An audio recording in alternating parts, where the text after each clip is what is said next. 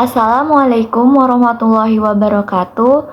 Perkenalkan, saya Kirana Nurisabila, NIM 1860205222157. Nomor absen 21.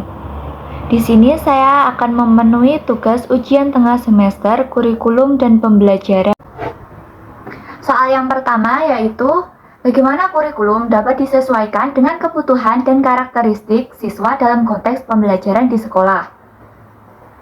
Menyesuaikan kurikulum agar sesuai dengan kebutuhan dan karakteristik siswa adalah suatu pendekatan yang sangat penting dalam pendidikan untuk memastikan bahwa setiap siswa dapat memaksimalkan potensi mereka, sehingga guru dapat melakukan beberapa langkah guna menyesuaikan kurikulum ini dengan kebutuhan dan karakteristik siswa dalam konteks pembelajaran di sekolah. Yang pertama yaitu dengan mengevaluasi siswa. Jadi, guru melakukan evaluasi individu terhadap setiap siswa. Ini bisa dengan menggunakan penilaian formal seperti tes ataupun penilaian non-formal, yaitu pengamatan guru. Tujuannya untuk mengetahui kelemahan, kekuatan, minat, dan gaya belajar dari masing-masing siswa tersebut. Langkah yang kedua yaitu setelah kita melakukan evaluasi tadi, kemudian kita mengidentifikasi kebutuhan khusus dari setiap siswa. Beberapa siswa mungkin memerlukan bantuan ekstra dalam mata pelajaran tertentu, sementara yang lain mungkin memerlukan tantangan atau tambahan. Tentunya setiap individu itu memiliki tantangan masing-masing dalam setiap mata pelajaran yang telah diajarkan. Kemudian langkah yang ketiga yaitu mengembangkan rencana pembelajaran individual. Di sini setelah kita mengidentifikasi kebutuhan siswa, guru dapat mengembangkan rencana pembelajaran individual ini yang mencakup tujuan pembelajaran khusus, strategi pembelajaran yang sesuai, dan metode penilaian yang relevan. Pengembangan rencana pembelajaran individual ini harus disusun dengan mempertimbangkan kekuatan, minat, dan gaya belajar siswa. Yang keempat yaitu dengan menyediakan materi yang beragam. Karena sifat atau pemahaman setiap siswa yang beragam, maka kita juga harus menyediakan materi yang beragam agar dapat sesuai dengan karakter masing-masing siswa. Kurikulum yang disesuaikan seharusnya tidak hanya berfokus pada siswa yang memiliki kesulitan dalam belajar. Namun, ini juga harus menawarkan materi yang beragam untuk menantang siswa yang lebih mampu. Mempertimbangkan gaya belajar siswa yang juga penting dalam menyusun materi yang sesuai. Yang kelima yaitu fleksibilitas. Kurikulum harus fleksibel dan dapat disesuaikan. Guru harus siap untuk mengubah rencana pembelajaran sesuai dengan perkembangan siswa dan perubahan kebutuhan mereka. Jadi, kita harus terus mengupdate cara penyampaian pembelajaran sehingga dapat sesuai atau sejalan dengan era saat ini, sehingga siswa juga akan menambah pengetahuan mereka ataupun lebih terupdate dalam mempelajari sebuah mata pelajaran. Kemudian langkah yang keenam yaitu menggunakan teknologi pendidikan. Teknologi dapat menjadi alat yang berguna untuk menyesuaikan kurikulum, platform pembelajaran online, perangkat lunak edukasi, dan sumber daya digital lainnya yang dapat digunakan untuk memberikan materi yang sesuai dengan tingkat kemampuan siswa. Di zaman era digital saat ini, tentunya hampir semua siswa memiliki gadget.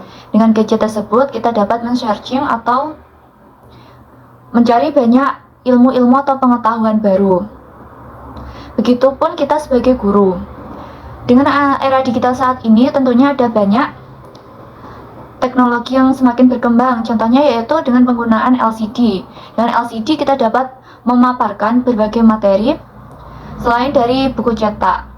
Di sana kita bisa menampilkan banyak video animasi yang berfungsi sebagai menambah pengetahuan siswa tersebut, dan juga agar pembelajaran itu tidak monoton dan lebih bervariasi. Kemudian yang ketujuh yaitu kolaborasi dengan siswa dan orang tua. Dengan melibatkan siswa dalam proses pembelajaran dan mendengarkan masukan mereka mengenai apa yang dibutuhkan merupakan langkah yang penting. Orang tua juga harus terlibat dalam upaya ini karena mereka memiliki pemahaman yang baik tentang karakteristik dari anak mereka. Kemudian yang kedelapan yaitu pelatihan guru. Guru perlu menerima pelatihan dan dukungan yang memadai untuk dapat mengimplementasikan kurikulum yang disesuaikan dengan baik. Mereka harus memiliki pemahaman yang kuat tentang bagaimana merancang pembelajaran yang efektif untuk berbagai jenis karakteristik siswa. Pelatihan guru juga merupakan cara untuk meningkatkan kekompetenan seorang guru ataupun profesional seorang guru. Guru yang profesional tentunya akan terus meningkatkan kualitas diri mereka guna dapat menyampaikan metode-metode atau cara-cara belajar yang lebih baik dan lebih bervariasi. Kemudian yang terakhir yaitu evaluasi dan perbaikan berkelanjutan. Kurikulum yang perlu dievaluasi secara berkala untuk memastikan bahwa itu efektif. Perubahan perlu dilakukan jika diperlukan berdasarkan hasil evaluasi dan umpan balik dari siswa, guru maupun orang tua. Jadi, mengadaptasi kurikulum untuk memenuhi kebutuhan dan karakteristik siswa merupakan sebuah tantangan bagi seorang guru. Tetapi, sangat penting dalam menciptakan lingkungan pembelajaran yang inklusif dan mendukung pertumbuhan setiap siswa. Soal yang kedua yaitu apa yang dimaksud dengan pembelajaran berbasis proyek dan bagaimana guru dapat mengintegrasikannya dalam kurikulum. Pertama, kita bahas pembelajaran berbasis proyek itu apa? Pembelajaran berbasis proyek merupakan pendekatan pembelajaran yang berpusat pada proyek atau tugas yang menantang, di mana siswa aktif terlibat dalam merencanakan, melaksanakan, dan menyelesaikan proyek-proyek nyata yang memiliki relevansi dengan kehidupan nyata. Dalam pembelajaran berbasis proyek ini, siswa memperoleh pemahaman dan keterampilan melalui pengalaman langsung dalam menyelesaikan proyek yang seringkali melibatkan penelitian, kolaborasi, pemecahan masalah, dan refleksi. Kemudian, ada beberapa cara mengintegrasikan pembelajaran berbasis proyek dalam kurikulum. Yang pertama yaitu dengan mengidentifikasi tujuan pembelajaran. Kita harus menentukan tujuan pembelajaran yang ingin dicapai melalui proyek. Kemudian, dengan tujuan ini haruslah sesuai dengan standar kurikulum dan tujuan yang lebih luas untuk mengembangkan keterampilan dan pengetahuan siswa. Kemudian yang kedua yaitu pemilihan proyek. Guru memilihkan proyek atau tugas yang menantang dan relevan untuk siswa. Proyek-proyek ini harus memungkinkan siswa menerapkan pengetahuan dan keterampilan yang mereka pelajari dalam konteks nyata. Dan yang ketiga yaitu perencanaan dan desain proyek. Guru bersama-sama dengan siswa merencanakan proyek dengan langkah-langkah yang jelas dan batasan yang telah ditetapkan. Pastikan proyek tersebut dapat diselesaikan dalam jangka waktu tertentu dan sesuai dengan sumber daya yang tersedia.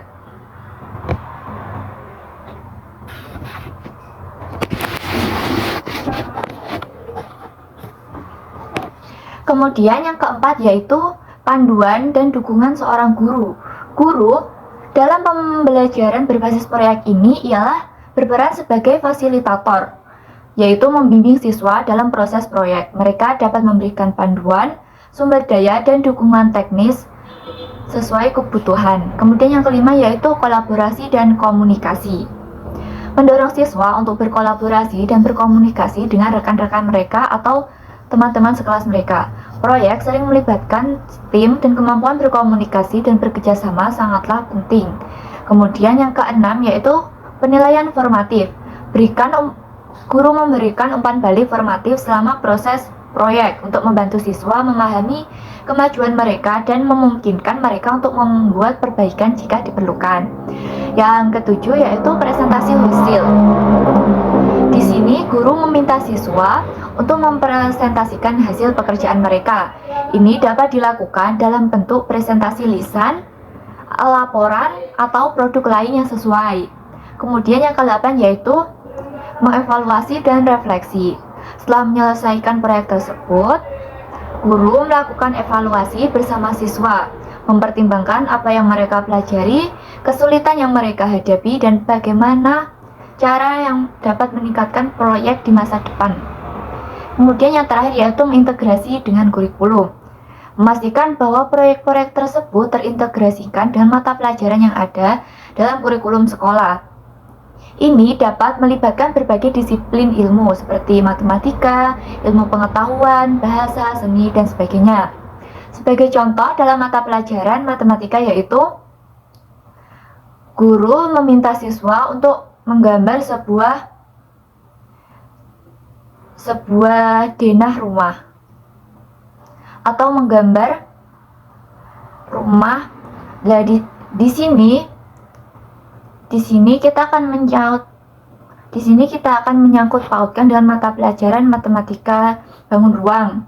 Karena untuk membangun sebuah desain perumahan itu menggunakan bangun persegi, balok, segitiga, dan lain-lain. Kemudian setelah siswa menggambar bangun tersebut, kemudian siswa diminta untuk mempresentasikan hasil kerja mereka.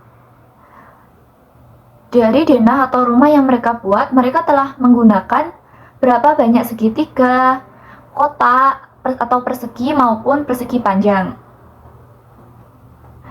Dari pembelajaran berbasis proyek ini memungkinkan siswa untuk mengembangkan keterampilan kritis seperti pemecahan masalah, komunikasi, pemikiran kreatif, dan kemampuan bekerja dalam tim. Soal yang ketiga yaitu bagaimana teknologi dapat digunakan dalam mendukung pembelajaran dalam kurikulum. Teknologi ini memiliki peran yang sangat penting dalam mendukung pembelajaran dalam kurikulum. Penggunaan teknologi dalam pendidikan dapat meningkatkan efektivitas, aksesibilitas, dan fleksibilitas pembelajaran. Kemudian ada beberapa cara di mana teknologi ini dapat digunakan untuk mendukung proses pembelajaran. Yang pertama yaitu pengayaan konten pembelajaran. Teknologi memungkinkan pengembangan materi pembelajaran interaktif yang lebih menarik. Ini bisa berupa video, animasi, simulasi, gambar 3 dimensi, dan lainnya yang membantu siswa dalam memahami konsep dengan lebih baik. Guru dapat menggunakan PPT. Dengan PPT, guru dapat menampilkan sebuah video pembelajaran atau bisa digunakan untuk menampilkan video ice breaking atau menampilkan film tentang sejarah penjajahan sehingga siswa akan lebih mudah dalam memahami materi yang telah diberikan ataupun lebih tertarik. Tentunya dengan pemaparan materi dengan PPT itu kita bisa menggunakan banyak animasi. Tentunya itu akan lebih menarik minat siswa dalam belajar. Kemudian yang kedua yaitu pembelajaran berbasis web. Platform pembelajaran berbasis web atau Learning Management System memfasilitasi penyampaian materi, tugas, dan ujian secara online. Ini memungkinkan siswa untuk mengakses materi di mana saja dan kapan saja. Tentunya kita flashback dengan Corona kemarin, saat pembelajaran daring, saat ujian guru menggunakan platform Google Form. Di situ, guru dapat menyediakan ujian yang dapat dikerjakan siswa melalui daring atau online, sehingga siswa tidak harus datang ke sekolah untuk mengerjakan ujian. Kemudian yang ketiga yaitu materi pembelajaran digital. Dengan teknologi saat ini tentunya ada banyak bentuk-bentuk bahan ajar, yaitu bisa melalui e-book, buku teks digital, dan sumber daya pembelajaran digital lainnya yang dapat digunakan sebagai tambahan atau pengganti buku cetak tradisional. Materi ini seringkali lebih interaktif dan dapat diperbaharui dengan mudah. Karena dengan kita membuat e-book, kita dapat mengganti atau menambah atau mengurangi dari isi e-book tersebut. Kita tidak perlu untuk mencetak atau mengeluarkan banyak kertas untuk mencetak sebuah buku.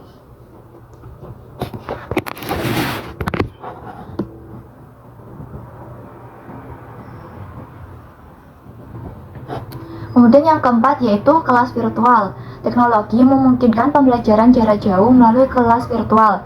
Contohnya yaitu penggunaan Jmeet dan via Zoom. Di sini, seluruh siswa dan guru dapat bertatap muka dalam satu waktu dan satu tempat, yaitu melalui via online. Walaupun masing-masing siswa tidak berada di tempat yang sama, tapi mereka dapat bertatap muka dan berdiskusi dalam satu ruang.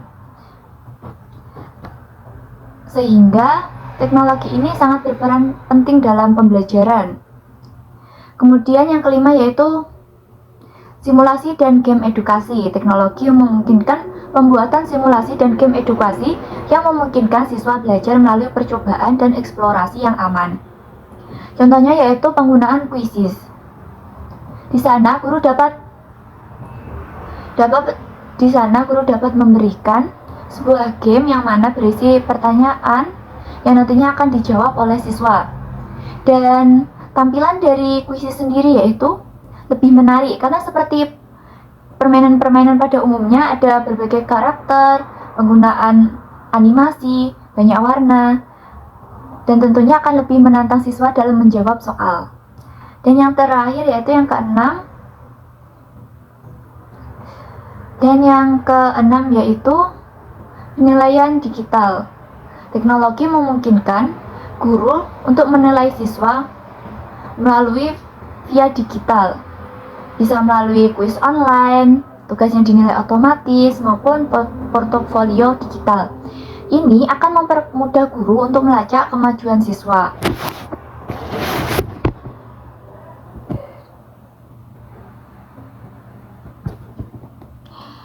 Jadi, penggunaan teknologi dalam pendidikan haruslah dipertimbangkan dengan cermat dan disesuaikan dengan tujuan pembelajaran. Guru perlu mendapatkan pelatihan untuk mengintegrasikan teknologi dengan efektif dalam kurikulum dan memastikan bahwa teknologi digunakan sebagai alat bantu yang benar-benar untuk meningkatkan pengalaman pembelajaran siswa. Soal yang keempat yaitu mengapa evaluasi kurikulum sangat penting dilakukan, dan berikanlah contoh konkret evaluasi kurikulum. Evaluasi kurikulum adalah proses kritis yang sangat penting dalam pendidikan.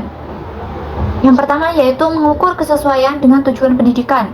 Evaluasi kurikulum membantu menentukan apakah kurikulum yang ada sesuai dengan tujuan pendidikan yang telah ditetapkan. Kemudian yaitu penilaian efektivitas pembelajaran. Evaluasi kurikulum memungkinkan penilaian efektivitas pembelajaran. Ini menyangkut menilai sejauh mana siswa mencapai tujuan pembelajaran yang telah ditetapkan oleh kurikulum.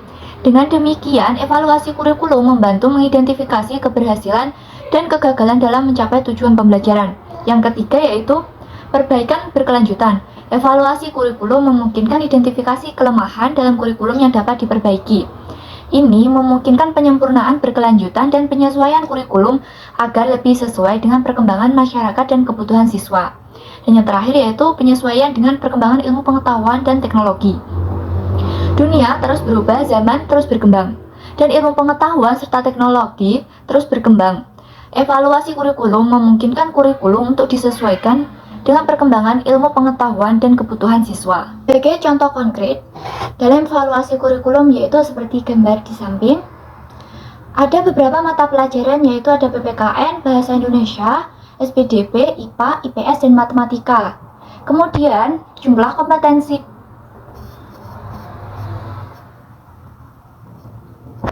Sebagai contoh evaluasi kurikulum yaitu evaluasi pelaksanaan kurikulum darurat. Di sini ada beberapa mata pelajaran yaitu PPKN, Bahasa Indonesia, SPDP, IPA, IPS, dan Matematika. Kemudian di samping ada jumlah kompetensi dasar kurikulum darurat, yaitu PPKN 44, Bahasa Indonesia 55, SPDP 44, IPA 77, IPS 33, dan Matematika 66.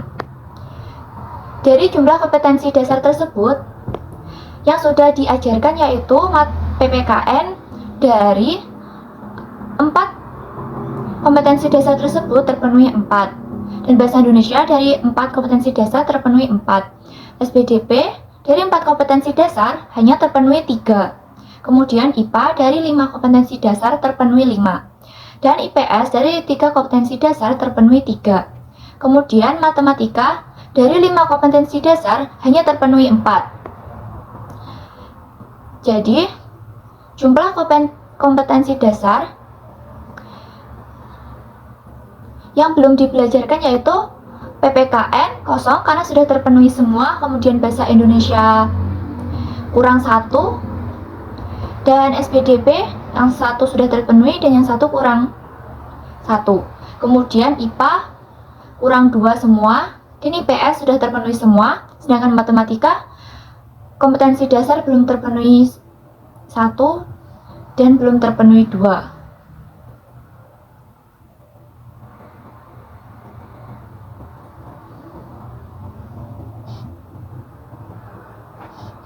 Kemudian jumlah kompetensi dasar dari kompetensi indikator 3 dan kompetensi indikator 4 yaitu jumlah keseluruhannya yaitu 29, sedangkan dari kompetensi indikator 3-nya, kompetensi dasarnya hanya terpenuhi 25, dan di kompetensi indikator 4, kompetensi dasar yang terpenuhi hanyalah 23. Dari tabel di atas diperoleh capaian kompetensi dasar pengetahuan kompetensi indikator 3 yang sudah dibelajarkan yaitu 25 per 29 dikali 100%, yaitu 86,2%. Kemudian capaian kompetensi dasar keterampilan dari kompetensi indikator 4 yang sudah dibelajarkan yaitu 23 per 29 dikali 100%, sama dengan 79,3%. Dari evaluasi tersebut tentunya kita akan tahu bagaimana pembelajaran saat ini telah berlangsung, apakah sudah memenuhi kompetensi tersebut atau belum. Kemudian, setiap pergantian pemerintahan tentunya terkadang kurikulum juga ikut berubah, mengikuti perkembangan zaman. Artinya, ini juga termasuk evaluasi kurikulum, sehingga diharapkan kurikulum yang baru akan lebih baik atau lebih menyempurnakan dari kurikulum sebelum-sebelumnya. Dan soal yang kelima yaitu jelaskan dan berikan contoh konkret guru dalam melakukan penilaian dalam pembelajaran yang efektif. Penilaian dalam pelajaran merupakan proses penting yang dilakukan oleh guru untuk mengukur pemahaman dan kemajuan siswa, serta untuk memberikan umpan balik yang diperlukan. Penilaian yang efektif membantu guru memahami sejauh mana siswa telah mencapai tujuan pembelajaran dan membantu siswa dalam perbaikan. Ada beberapa penilaian. Yang pertama yaitu penilaian formatif. Penilaian formatif ini ialah jenis penilaian yang dilakukan selama proses pembelajaran untuk mengukur pemahaman siswa dan memberikan umpan balik. Contohnya yaitu kuis. Guru dapat memberikan kuis selama pembelajaran untuk memantau pemahaman siswa. Kemudian yaitu contohnya diskusi kelas. Guru dapat mengadakan diskusi kelas untuk mengukur pemahaman siswa dan memberikan tugas formatif. Penilaian yang kedua yaitu penilaian sumatif. Penilaian sumatif ini ialah jenis penilaian yang dilakukan pada akhir suatu periode atau akhir semester. Contoh dari penilaian sumatif ini ialah ujian akhir semester. Pada akhir semester atau periode pembelajaran, guru sering memberikan ujian besar yang mencakup materi yang dari awal kita pelajari sampai akhir.